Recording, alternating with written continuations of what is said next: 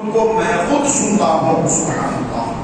جمعہ کے دن اور شب جمعہ میرے پیچھے جو رات گزری شب جمعہ گزری تو شب جمعہ اور جمعہ کے دن جو مسلمان اپنے نبی علیہ السلام پر درود پڑھے آقا علیہ السلام فرماتے ہیں اس کے درود کو میں خود سنتا ہوں. اور دنوں میں یعنی ہفتہ اتوار پیر منگل چہارشنبہ تو ان دنوں میں یا جمعرات کی مغرب تک جو بندہ درود پڑھتا ہے وہ درود حضور اسلام کی بارگاہ میں فرشتے پہنچاتے ہیں. یا رسول اللہ آپ کا فلاں ابن فلاں امتی نے آپ کی بارگاہ میں یہ درود بھیجا ہے, آپ کا امتی نے آپ کی بارگاہ میں یہ درود بھیجا ہے. جمعہ کا دن آ گیا, شب جمعہ کی جمعہ کا دن آ گیا, اب مسلمان درود پڑھ رہا ہے. آپ علیہ السلام اپنے مبارک کانوں سے اس کے درود کو سن رہے ہیں. دور و نزدیک کے سننے والے کو کانے لالے کرامت پہ لاکھوں سلام. ایک مرتبہ مل کر واپس بلند درود پاک پڑھ لیجیے. اللہم صلی علی سیدنا مولانا محمد وعلی آل سیدنا مولانا محمد وعلی وسلم. صلاۃ و سلام علیکہ یا سیدی یا رسول اللہ صلی اللہ تعالی علیہ وآلہ وسلم. محترم بھائیو, اللہ تبارک و تعالی قرآن پاک میں ارشاد فرما رہا ہے کہ بے شک اللہ نے مسلمانوں کی مومنین کی جان اور مال خرید لیے ہیں اس عوض میں کہ ان کو جنت دی جائے. تو اللہ تبارک و تعالی نے قرآن پاک میں مومنین کے ساتھ ایک سودا فرمایا اور وہ سودا یہ ہے کہ اللہ نے ہماری جان خرید لی, ہمارا مال بھی خرید لیا. کس کے بدلے میں؟ جنت کے بدلے میں. کاروبار ہوتا ڈیلنگ ہوتی ہے کہ آپ اتنے پیسے دیں گے تو یہ مال آپ کا, اتنے پیسے دیں گے یہ گھر آپ کا, یہ پراپرٹی آپ کی. تو اس کے اندر معاملہ درست ہوا ہے, بات چیت تو ہوئی لیکن عمل نہیں ہوا. پیسے دے دیں گے تو سامنے والا پراپرٹی بھی نہیں دے گا. تو اسی طرح اللہ تعالیٰ نے ہم سے سودا کیا. ان اللہ اشترا, بے شک اللہ نے خرید لیا. ان اللہ اشترا من المؤمنین انفسهم واموالهم, بے شک اللہ نے خرید لیا ہے مومنین سے ان کے جان ان کے مال. بِأَنَّ لَهُمُ الْجَنَّةَ, اس کے عوض کہ ان کو جنت دے دی جائے, ان کو جنت میں داخل کر دیا جائے. تو اللہ تعالیٰ کی طرف سے مسلمانوں سے یہ سودا ہوا. اللہ نے جان بھی ہم کو دی, مال بھی ہم کو دیا, مالدار بھی بنایا, صحت بھی عطا فرمائی, اور اس کے بعد پھر اللہ تعالیٰ سودا بھی فرمایا ہے کہ اے میرے بندو, اے میرے مومن بندو, میں تم سے یہ سودا کر رہا ہوں کہ تمہاری جان میری, تمہارا مال میرا, اس کے بدلے میں تم کو جنت دوں گا. تو اب اس میں صحیح طور پہ ہم اللہ تعالیٰ کے دیے ہوئے اس مال کو جو اللہ نے خرید لیا ہے, تو اب یہ سمجھ لیں کہ یہ جان میری نہیں ہے, یہ آنکھیں میری نہیں ہے, یہ اللہ کی آنکھیں ہیں. اب اس سے وہی کام کرنا ہے جو اللہ کو پسند ہے. جو اللہ کو پسند نہیں وہ ان آنکھوں سے کام نہیں کرنا. یہ آنکھیں ان چیزوں کو نہ دیکھیں جس کو اللہ نے حرام کر دیا. گندی تصویر, ننگی تصویر ان آنکھوں سے دیکھنا حرام. کیوں؟ کیونکہ اس لیے کہ اللہ نے خرید لیا, ہم نے بیچ دیا, اللہ نے خرید لیا. اب خرید کے کیا کرے گا اللہ تعالیٰ؟ خرید کر ہمارے پاس ہی رکھے گا, ہم کو ہی دے گا. خرید لیا ہے, دینے والا بھی اللہ ہی, دیا بھی اللہ ہی ہے, آنکھیں بھی اللہ کی عطا سے ہیں, زبان بھی اللہ کی عطا سے ہے, سب اللہ ہی نے دیا. خرید بھی لیا اللہ نے, اور خرید کے ہم کو بھی ہم کو ہی دے دیا. خرید تو لیا, ہمارے پاس ہی ہے, اللہ کے پاس نہیں گئے. آنکھیں ہمارے پاس ہی ہے, خرید کس نے لیا؟ اللہ نے. اس کے عوض جنت کے عوض, جنت کے بدلے میں پھر دے دی آنکھیں, زبان, ہاتھ, پیر, مال, سب پھر دے دیا. اب یہ کرو کہ جس طرح میں حکم دوں اس کے مطابق عمل کرو. آنکھیں وہیں استعمال کرنا جہاں پر میرا حکم ہے, میرے نبی کا حکم ہے, شریعت کا حکم ہے, وہیں پر آنکھوں کا استعمال کرنا. اس سے ہٹ کر دوسری جگہ پہ آنکھوں کا استعمال مت کرنا. زبان کا استعمال وہی کرنا جہاں پر میرا حکم ہے اور جہاں پر میرے رسول کا حکم ہے. اس سے ہٹ کر زبان مت کھولنا, جھوٹ مت بولنا, غیبتیں مت کرنا, چغلی مت کرنا, گالی مت دینا, اور زبان کو گندی مت کرنا. شراب زبان سے نہ لپٹے, زبان کو پاک رکھنا, گناہوں سے پاک رکھنا, اور اس زبان سے میرا ذکر کرنا. فَاذْكُرُونِي أَذْكُرْكُمْ, تم میرا ذکر کرو میں تمہارا چرچا کروں گا. زبان سے میرا ذکر کیا کرو اور اچھی بات کا حکم دیا کرو, بری باتوں سے منع کرو. یہ زبان میں نے تم کو اس لیے دی, زبان اس لیے عطا کی, اور یہ زبان میری ہے, میرے حکم کے مطابق اس کو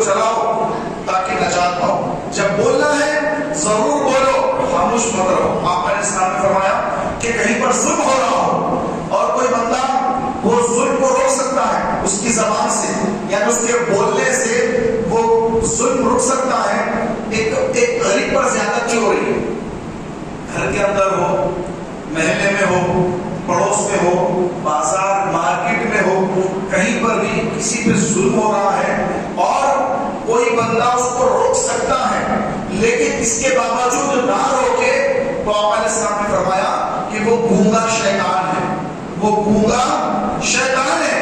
تو جہاں پر رونا ہے وہاں بولو، خاموش مت رہو کہ گونگے شیطان پر بن جاؤ۔ آج ایسے گونگے شیطانی لوگ ہیں کہ بول سکتے ہیں، ان کے بولنے سے مسئلہ ختم ہو سکتا ہے، ان کو اللہ نے طاقت دی ہے، ان کے پاس پاور ہے، اختیار ہے، اگر وہ بولیں گے تو مسئلہ حل ہوگا، ایک غریب پر ظلم نہیں ہوگا، ایک مجبور پر ظلم نہیں ہوگا، لیکن وہ بولتے نہیں۔ کیوں بولو؟ بولے تو اس کو ایسی ہونے دو۔ یہ گونگے شیطان ہے، تو یہ گونگے شیطان یہ اللہ کی رضا کے لیے زبان نہیں کھولیں گے، جب بولنا ہے نہیں بولیں گے، جب نہیں بولنا ہے جب بولیں گے اور فتنے برپا کر دیں گے۔ تو یہ زبان کا استعمال اس لیے نہیں کہ ہم اپنی مرضی کے مطابق چلائیں، بلکہ یہ زبان جو اللہ نے دی ہے پھر خرید لیا ہے اللہ نے، اس کو اسی جگہ پہ کھولے جہاں پر رب تعالیٰ راضی ہوتا ہے۔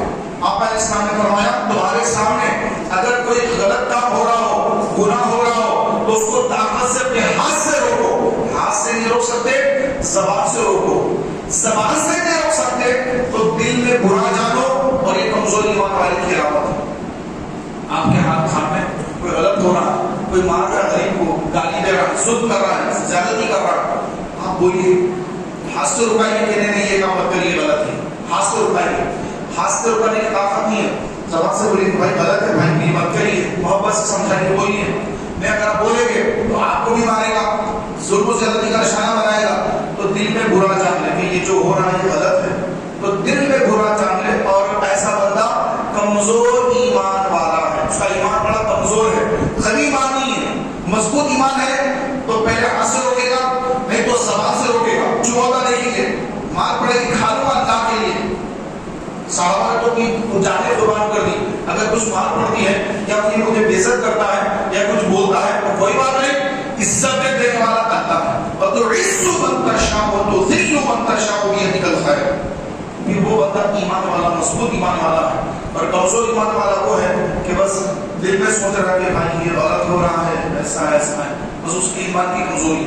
تو پیارے بھائیوں، اللہ تبارک و تعالیٰ نے جہاں پر زبان کھولنے کا حکم دیا، زبان کھولے اور ظلم و زیادتی کو روکے، اور ہاتھ اللہ نے دیے، ان ہاتھوں سے، یہ اللہ کے دیے ہوئے ہاتھ ہیں، اللہ نے ہاتھوں کو بھی خرید لیا ہے۔ ان ہاتھوں سے شراب کی بوتل نہیں پکڑ سکتے، جوئے کے کارڈ ان ہاتھوں سے نہیں پکڑ سکتے، ان ہاتھوں سے کسی کا قتل نہیں کر سکتے۔ یہ ہاتھ اللہ کے دیے ہوئے ہیں، اللہ نے خرید لیا ہے، جنت کے بدلے میں خرید لیا ہے۔ تو پیارے بھائیوں، ان ہاتھوں کا، ان پیروں کا، تمام اعضائے بدن کا صحیح استعمال یہ معاہدے کو قائم رکھے گا۔ پیسہ اللہ نے دیا ہے، آپ زکات دینے کو تیار نہیں، فطرہ نکالنے کو تیار نہیں، کوئی غریب مسکین آئے، بے بس آئے، اس کی مدد کو تیار نہیں، غریب پر پریشان ہے، آپ کا پڑوسی ہے، رشتہ دار ہے، مشکل میں ہے، آپ اس کی مدد کرنے کو تیار نہیں، چاہتے کہ وہ ایسی مانگتا ہے، آپ اس کو دیے گا، وہ مانگے آپ نہ دے، بس اس میں آپ کی عزت ہے، آپ بھی سمجھ رہے ہیں، جبکہ ایسا نہیں ہے، جبکہ اللہ نے آپ کے مال پر حصہ رکھا ہے، آپ کا مال ہے ہی نہیں، بلکہ وہ اللہ کی طرف سے اس بندے کو پہنچانا آپ کی ذمہ داری ہے، وہ مال وہاں تک پہنچانا ہے، آپ کا مال نہیں ہے، آپ کے ذریعے پہنچ رہا ہے، آپ نے روک لیا، اوپر معاملہ ٹوٹ جائے گا۔ بِأَنَّ لَهُمُ الْجَنَّةَ، اس کے رس میں جنت تمہیں دی جائے تو پھر وہ معاہدہ ٹوٹ جائے گا کہ انسان اگر اپنی جان اور اپنا مال اللہ کو جب بیچ دیا ہے، جب اللہ نے اس کو خرید لیا ہے، تو پھر اللہ کی رضا والے کاموں میں اس کو صرف کرنا ہے۔ زکات، جتنی زکات نکلتی ہے پورا حساب لگا ہے۔ کئی ایسے بھائی ہیں زکات کے مسائل نہیں معلوم ہے، گھر میں کام کرنے والے آئے، جھاڑو پوچھا کرنے والے آئے، ان کو اٹھا کے کچھ یوں کر کے دے دیتے کہ بھائی بہت بڑا دے دیا، کیا کیا حساب کریے۔ ایسا نہیں ہے، آپ کے پاس کتنے پیسے اللہ نے آپ کو دیے ہیں، آپ نے اس کا حساب کرنا ہے پورا۔ حساب آپ سے اللہ بعد میں دے گا، لیکن ابھی آپ حساب کر لیں اپنا کہ اللہ نے کتنا مال دیا ہے، انویسٹمنٹ کتنا ہے، کتنے کی کتنی زمینیں خریدے ہیں، کتنے پلاٹ لیے ہیں، کتنی جو ہے جائیدادیں ہیں، اور کس نیت سے لیے ہیں۔ اگر جائے گا اس نیت سے خریدے کہ اچھا ریٹ آئے گا تو بیچ دوں گا، پلاٹ لیا اس نیت سے لیا پلاٹ کہ اگر زیادہ پیسے آئیں گے بیچ دوں گا، اب یہ مال تجارت ہے، اس پر زکات واجب ہے۔ ہاں ایسی زمین خریدی، ایسا گھر خریدا، لے کے رکھ دیا کہ بھائی یہ میرے بڑھاپے میں کام آئے گا، میرے بچوں کو بعد میں کام آئے گا، بچے میرے چھوٹے ہیں بعد میں یہ پلاٹ ان کو کام آئے گا، اس پہ زکات نہیں ہے۔ لیکن اگر آپ نے اس لیے مال پلاٹ خریدا یا گھر خریدا یا کار خریدی کہ ان لوگوں کا بیچوں گا، وہاں دلی میں سستی میں ملتی ہے کار، یہاں پہ لا کے بیچوں گا تو 2-4 لاکھ کا فائدہ ہو جائے گا، تو اب یہ کار کے اوپر جتنی یہ زکات نکلتی ہے وہ واجب ہے، جتنے کی مالیت کی وہ کار ہے اس کی زکات واجب ہے۔ تو یہ پیارے بھائیوں، جتنا اللہ تعالیٰ نے مال دیا ہے اتنے پورے مال کا حساب لگا کر اس کو 2.5% اس کی زکات ادا کریں، ورنہ پھر وہ مال چوری ہوگا، چلے گا یا ڈوبے گا۔